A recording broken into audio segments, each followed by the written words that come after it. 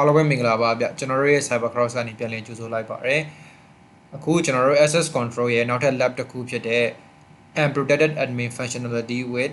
unpredictable URL ဆိုတဲ့ lab လေးကိုကျွန်တော်စမ်းကြည့်ကြမှာပေါ့နော် Okay အဲ့တော့ဒီမှာဆိုရင်သူပေးထားတဲ့ဟာလို့အရင်ဆုံးကျွန်တော်တို့ဖတ်ကြည့်အောင် This lab has an unprotected admin panel တဲ့ဒီ lab မှာတေချာမကာကွယ်ထားတဲ့ admin panel တစ်ခုရှိတယ်ပေါ့နော်ဆိုတော့ admin panel ကနေတစ်ဆင့် administrator လုပ်တဲ့အတိုင်းပဲကျွန်တော် function တွေလုပ်လို့ရမယ်ပေါ့ is located at an unpredictable location တဲ့ဒီနေရာမှာဆိုရင်အဲ့ admin panel ကဘယ်နားမှာရှိနေလဲဆိုတော့ကျွန်တော်တို့ unpredictable ဆိုတာခံမှန်းလို့မရဘူးလို့သူပြောထားတယ်ပေါ့နော်အဲ့တော့တနေရာမှာတော့ရှိနေတယ်အဲ့ဒီကောင်ကကာကွယ်ထားခြင်းလည်းမရှိဘူးဒါပေမဲ့အဲ့ဒီလမ်းကြောင်းကိုကျွန်တော်တို့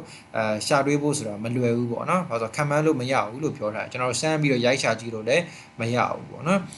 but the location is disclosed somewhere in the application ဒီမှာကျွန်တော်တို့ hints လေးပေးထားတယ်ပေါ့နော်အဲ့တော့အဲ့ဒီလမ်းကြောင်းက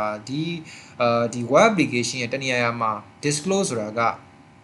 ဘယ်လိုပြောမလဲကျွန်တော်တို့တည်ရှိနေတယ်ပေါ့နော်ပေါက်ကြားနေတယ်ပေါ့ဆိုတော့ကျွန်တော် lab ထဲကရှိတဲ့ဒီ website ရဲ့တနေရာမှာဒီလမ်းကြောင်းလေးရှိနေတယ်ပေါ့နော်ဆိုတော့ like ရှာပေါ့နော်တနေရာမှာတော့ရှိနေတယ်လို့သူပြောထားတယ်solve the lab by accessing the admin panel ဆိုတော့အဲ့လမ်းကြောင်းကိုတွေ့ပြီဆိုရင် admin panel ကိုရောက်အောင်သွားပြီးသွားပြီဆိုရင်တော့ Carlos ready user လေးကို delete လုပ်လိုက်တာနဲ့ကျွန်တော်တို့ရဲ့ lab လေးက solve ဖြစ်သွားပြီပေါ့နော်အောင်မြင်သွားပြီပေါ့ okay အဲ့တော့ကျွန်တော်တို့ကြည့်ကြည့်ရအောင်ပေါ့နော် access the lab လေးကိုကျွန်တော်တို့ဖွင့်လိုက်မယ်ဒီနေရာမှာကျွန်တော်တို့website ကိုတုံးပြီးတော့စမ်းကျင်လဲရတယ်ပေါ့နော်ဒီမှာကတော့ကျွန်တော်တို့အဲ့လောက်ကြီးwebsite ကိုမလိုတဲ့အတွက်ကြောင့်ကျွန်တော်ဒီ browser ထဲမှာပဲစမ်းကြည့်ကြမယ်ပေါ့နော်အဓိကကတော့ access control lab ဖြစ်တဲ့အတွက်ကြောင့်ကျွန်တော်တို့ access မရတဲ့လမ်းကြောင်းတွေ access မရတဲ့ permission တွေကိုဒီနေရာမှာကျွန်တော်တို့အားနည်းချက်တစ်ခုအနေနဲ့ကျွန်တော်ရနေလိမ့်မယ်ပေါ့နော် Okay အဲ့တော့ကြည့်ကြည့်အောင်ဒီမှာဆိုရင် home tab က my account tab ကနှစ်ခုရှိတယ်ပေါ့နော်ပြီးသွားရင်ထုံးစံတိုင်းပဲ online shopping website ပုံစံမျိုးပဲ product တွေကိုတစ်ခုချင်းစီလာပြီးတော့ဒီမှာပြထားတယ်ပေါ့နော်အဲ့တော့ဒီနေရာမှာကျွန်တော်တို့သူ့ရဲ့เนาะလမ်းကြောင်းလေးပါလေးရှိမလားပေါ့နော်ကျွန်တော် robots.txt ပေါ့နော်ဒီ access control ရဲ့ shade lab တွေမှာတော့လို့ပဲဒီ robots.txt ဆိုတဲ့လမ်းကြောင်းလေးကိုကျွန်တော်ရှာကြည့်ရအောင် Okay ဒီတစ်ခေါက်တော့လမ်းကြောင်းကိုကျွန်တော်တို့ရှာမတွေ့တော့ဘူးပေါ့နော်အဲ့တော့သူ့ရဲ့ admin panel ကနာမည်ကိုကျွန်တော်ခံမှန်းဖို့နည်းနည်းလေးခတ်သွားတယ်ပေါ့နော်ဆိုတော့ဒီမှာ robot.txt မဟုတ်ဘူးဆိုရင်ထားပါတော့ admin administrator စသဖြင့်ပေါ့နော်ခံမှန်းပြီးတော့ကျွန်တော်ရိုက်ကြည့်ကြမှာပေါ့ Okay ဒါလည်းမတွေ့ဘူးလို့ပြောရဲအဲ့တော့ကျွန်တော်တို့ဒီ panel လေးတစ်ချက်ကြည့်ကြည့်အောင် administrator panel အဲ့တော့ဒီမှာကျွန်တော်တို့ဖြစ်နိုင်ခြေရှိတဲ့ဟာရတော့ရိုက်ရှာကြည့်ဒါပေမဲ့ admin panel ကိုကျွန်တော်မတွေ့သေးဘူးပေါ့နော် Okay အဲ့တော့ဟုတ်ပြီသူရဲ့ဒီ main web page ကိုတစ်ခေါက်ပြန်သွားအောင်အဲ့တော့ဒီမှာကျွန်တော်တို့ဘာလုပ်စရာရှိလဲဒီမှာဆိုရင်သူတင်ထားတဲ့ product လေးရှိတယ်သူရဲ့ source code ကိုကျွန်တော်တစ်ချက်ကြည့်ကြည့်အောင်နော် right click နှိပ်ပြောတဲ့အခါကျရင်ဒီမှာ view page source ဆိုတဲ့ဟာလေးရှိတယ်ပေါ့နော်ဆိုတော့အဲ့ဒါလေးကျွန်တော်နှိပ်လိုက်မယ်နှိပ်ပြောတဲ့အခါကျရင်သူရဲ့ source code လေးကိုတစ်ချက်ဖတ်ကြည့်ပေါ့နော်ဒီမှာတော့သူက HTML နဲ့ရေးထားတယ်ပေါ့နော်ဒါ website တွေဖြစ်တဲ့အတွက်ကြောင့် HTML နဲ့ရေးထားတယ်ဒီမှာဆိုရင်ကျွန်တော်တို့ဒီ paragraph tab တွေเนาะဒီ div tab တွေ a tab တွေစသဖြင့်ပေါ့เนาะထုံးစံတိုင်းဒီ HTML content တွေရှိမယ်ပေါ့เนาะဒီမှာတော့တိတ်များများဆဆကျွန်တော်တို့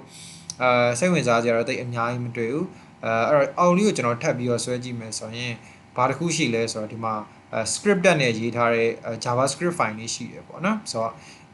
inline ပေါ့เนาะ HTML ထဲမှာရေးထားတဲ့ JavaScript file လေးကျွန်တော်တို့တွေ့တယ်အဲ့ဒီထဲမှာစိတ်ဝင်စားစရာကောင်းတာကဘာလဲဆိုတော့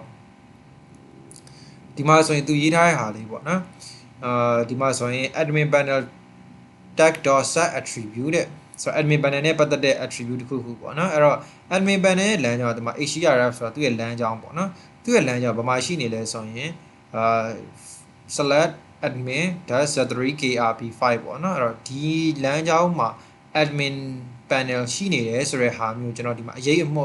လာပြီးတော့မြင်ရတယ်ပေါ့နော်အဲ့တော့ဒီမှာသူရေးထားတဲ့ button လေးကိုကြည့်ကြည့်လိုက်ပေါ့နော်ကျွန်တော် admin-z3krp5 လို့ရေးထားတယ်အဲ့ဒီအတွက်ကြောင့်ဒီ random စကားလုံးကိုကျွန်တော်တို့ဘလို့မှblue force ပဲဖြစ်ဖြစ်ဘလို့မှကျွန်တော်တို့ရိုက်ရှာလို့တွေ့မှာမဟုတ်ဘူးအဲ့တော့တကယ်တည်းလို့ source code ကိုသာလာမကြည့်ဘူးဆိုရင်ကျွန်တော် admin panel access ရဖို့ဆိုမလွယ်ဘူးပေါ့နော်အဲ့တော့ဒီ source code ကိုကြည့်လိုက်ခြင်းအပြင်ကျွန်တော်တို့ဒီမှာ ဒီလမ်းကြောင်းမှာ admin panel ရှိတယ်ဆိုတဲ့ဟာလေးကိုအချိန်မှုလာပြီးတော့မြင်ရတယ်ပေါ့နော်တိတ်ကျွန်တော်တို့အများကြီးနားမလည်ဘူးဆိုရင်တော့မှเนาะဒီမှာကြည့်လိုက်ရင်ဒီလမ်းကြောင်းတစ်ခုဒီမှာပြထားရဲဆိုတော့ကျွန်တော်တို့အကြမ်းမြင်အဖြစ်တွေ့နိုင်တယ်ပေါ့နော် okay အဲ့တော့ဒီလမ်းကြောင်းကိုကျွန်တော် access လုပ်ကြည့်အောင်ဒါလေးကို copy ကူးလိုက်မယ် copy ကူးပြီးတော့ဒီမှာချလိုက်အောင်မယ်sorry ကျွန်တော်ဒီမှာချလိုက်เนาะ okay အဲ့တော့ဒီလမ်းကြောင်းလေးကိုကျွန်တော်ဒီမှာရိုက်ထည့်လိုက်တာ ਨੇ ထုံးစံအတိုင်းပဲ admin panel ကိုရောက်သွားတယ်ပေါ့နော်အမှန်ဆိုတော့ဒီနေရာကကျွန်တော် admin မဟုတ်ဘူးဆိုရင်ပေးပြီးတော့ access မလုပ်သင့်ဘူးပေါ့နော်ဒါပေမဲ့ကျွန်တော်တို့ authentication တွေပါတယ်လဲစစ်စရာမလို username password တွေလည်းရိုက်စရာမလိုဘဲနဲ့ admin panel ကိုရောက်သွားတယ်ပေါ့နော်အဲ့ဒီမှာဆိုရင် Winer ဆိုတဲ့ user ရှိတယ် Carlos ဆိုတဲ့ user ရှိတယ်အဲ့တော့ထုံးစံအတိုင်းပဲကျွန်တော်တို့ Carlos ကိုဖြတ်ပေးလိုက်မယ်ပေါ့နော်ဒါဒီ lab ကအဓိကရည်ရွယ်ချက်ပေါ့နော်အဲ့တော့ကျွန်တော် Carlos ကိုဖြတ်လိုက်လို့ရပြီ Carlos ဖြတ်လိုက်တာ ਨੇ တခါတည်းဒီ lab က solve ဖြစ်သွားလိမ့်မယ်နော်အဲ့တော့ဒါလေးကတော့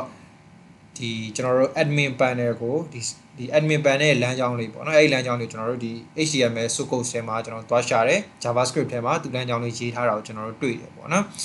တွေ့တဲ့အခါမှာအဲ့ဒီကောင်လေးကိုဒီမှာ link မှာကျွန်တော် URL မှာထည့်ပေးလိုက်တယ်အဲ့ဒီချိန်ကြရင်ကျွန်တော်တို့ admin panel ကို direct တန်းပြီးတော့ဘာ access